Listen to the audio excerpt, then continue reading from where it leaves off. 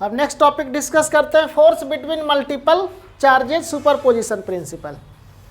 तो यहाँ 2 point charges के कारण फोर्स अगर हम लोग डिस्कस कर लिए कि एक चार्ज ए पॉइंट पर चार्ज यहाँ Q1 है, अनदर चार्ज Q2 है बी पॉइंट पर, दोनों के बीच सेपरेशन अगर R है, R सेपरेशन है। अब ये Q1 और Q2 सपोज कीजिए दोनों पॉजिटिव है, दोनों पॉजिटिव है। Q1 Q2 को क्या करेगा, रिपेल करेगा, तो ये इसको B के तरफ ऐसे धक्का देगा। तो यहाँ लिखेंगे force on charge Q2 due to 1 F21। अब F21 का क्या मतलब है, force on charge Q2 due to 1, मतलब Q2 पर फोर्स लगा रहा है Q1, वो इस डायरेक्शन में लगा रहा है F21। अब Q2 भी क्या करेगा, Q1 पर लगाएगा, तो Q2 Q1 पर जो लगाएगा ये हो जाएगा F12, मतलब force on charge Q1 due to Q2। इसको कैसे लिखेंगे, F21 का मतलब क्या हो गया, force on charge Q2 due to charge Q1। Clear. F12 force on charge Q1 due to Q2, Q2 लगा रहा है Q1 पर। तो ये हम लोग ऑलरेडी पहले डिस्कस किए हैं, ये 2 पॉइंट चार्जेस, मतलब दो चार्ज है, एक दूसरे पर कितना फोर्स लगाएगा ये हम लोग डिस्कस किए। अब मान लीजिए कि यहाँ पर एक चार्ज है Q1 और एक चार्ज यहाँ Q2 है, तो ये इसको इधर धक्का देगा। और सपोज कीजिए कि एक चार्ज यहाँ Q2 है, यहाँ पर Q3 है, यहाँ पर Q4 है, बहुत सारे चार्ज हैं, तो सबके सब इसको क्या करेगा, धक्का देगा ना। तो कंबाइन इफेक्ट क्या होगा ये हम लोग पढ़ने वाले हैं, मल्टीपल चार्जेस के कारण। तो Q2 भी इसको Q1 को इधर पुश करेगा, ये इसको इधर पुश करेगा, अनदर वाला पुश करेगा, तो रिजल्टेंट इफेक्ट क्या होगा ये हम लोग डिस्कस करने वाले हैं। ये क्या था, 2 पॉइंट चार्जेस के लिए। क्लियर है। अब देखिए मल्टीपल चार्जेस के लिए एक डेरिवेशन आता है, तो पहले मैं शॉर्टकट में बता देता हूँ, फिर डेरिवेशन बता दूंगा। देखिए सपोज कीजिए कि एक चार्ज यहाँ पर है Q1, इसी को कहते हैं सुपरपोजिशन प्रिंसिपल Q1। एक अनदर चार्ज है Q2, यहाँ सपोज कीजिए है, Q3 लेट कर लीजिए यहाँ है, Q4 यहाँ है, nth है, Qn है, यहाँ है चार्ज। अब ये दोनों के बीच का सेपरेशन है, मान लो R12 ये ले लिए, इसके बीच का जो सेपरेशन है R13 ले लिए, ये सेपरेशन है R14 कह दिए। अब ये nth चार्ज है Qn, nth number of charge है, तो इसका जो सेपरेशन है हमने R1n कह दिए।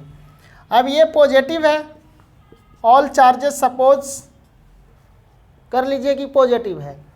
अब ये Q2 क्या करेगा, Q1 पर फोर्स लगाएगा ना, तो Q1 पर जो फोर्स लगाएगा लाइन ज्वाइनिंग होगा, इसको कह लेंगे F12। कोई दिक्कत है। अब Q2 भी क्या करेगा, Q1 पर फोर्स लगाएगा F13, Q4 भी लगाएगा, एक Q3 है, Q4 भी लगाएगा F14, nth वाला भी लगाएगा F1n। तो नेट इफेक्ट जो होगा, net force F net equals to क्या हो जाएगा, सबका सम कर दीजिए, vector sum, F12 plus F13 plus F14 plus dot dot dot plus F1n कह लीजिए। अब इसी को क्या कहेंगे, सुपरपोजिशन प्रिंसिपल हो गया, सबको ऐड करेंगे वेक्टर सम।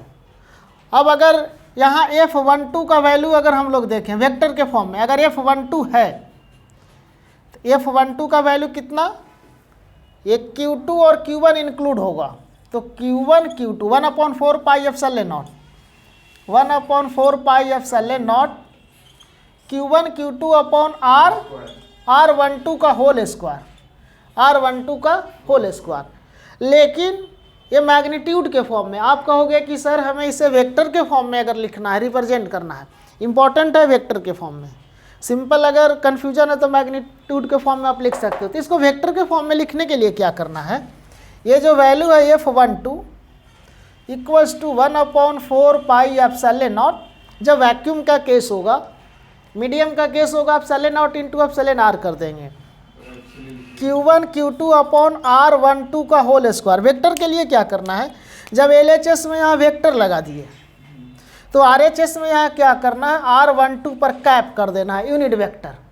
यूनिट वेक्टर आपको क्या है, जिसका मैग्नीट्यूड 1 यूनिट होता है और स्पेसिफिक डायरेक्शन होता है। डायरेक्शन बताने के लिए वेक्टर के फॉर्म का मतलब कि ये जो फोर्स तो लग ही रहा है 1/4 pi epsilon not Q1 Q2 upon R square के बराबर, लेकिन कौन से डायरेक्शन में लग रहा है।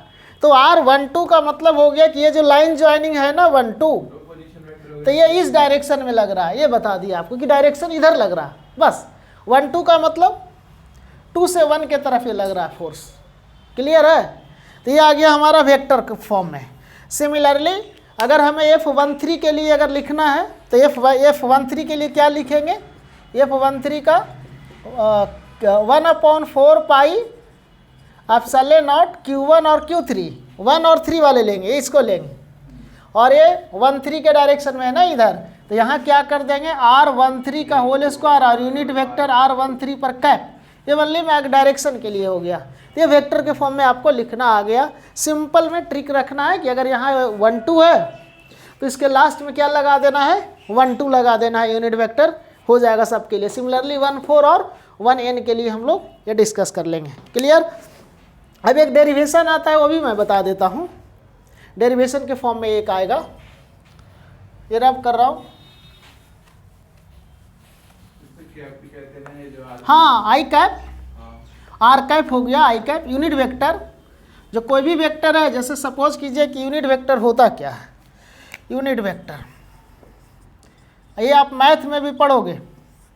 जैसे ए कोई वेक्टर है 2i plus 3j plus 4k, हमें unit vector of find out करना है। तो यूनिट वेक्टर वेक्टर ए का यूनिट वेक्टर ए कैप से रिप्रेजेंट करेंगे, और इसका जो वैल्यू होगा, जो वेक्टर है डिवाइडेड बाय सेम वेक्टर का मैग्नीट्यूड, बस हो गया यूनिट वेक्टर। अब वेक्टर अगर इसको देखें ए कैप इक्वल्स टू, तो vector A 2i plus 3j और प्लस 4k, क्लियर।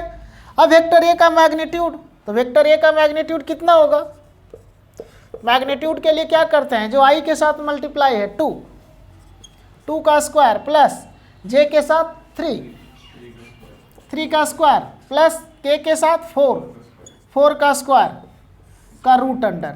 अब ये हो जाएगा 4 + 9 + 16, अब ये रूट अंडर कितना हो जाएगा 29, 16 9 16 और 9 हो जाएगा 25, 25 और 4 29। तो इसमें क्या करना है, इसके जगह पर रूट 29 लिख देना है।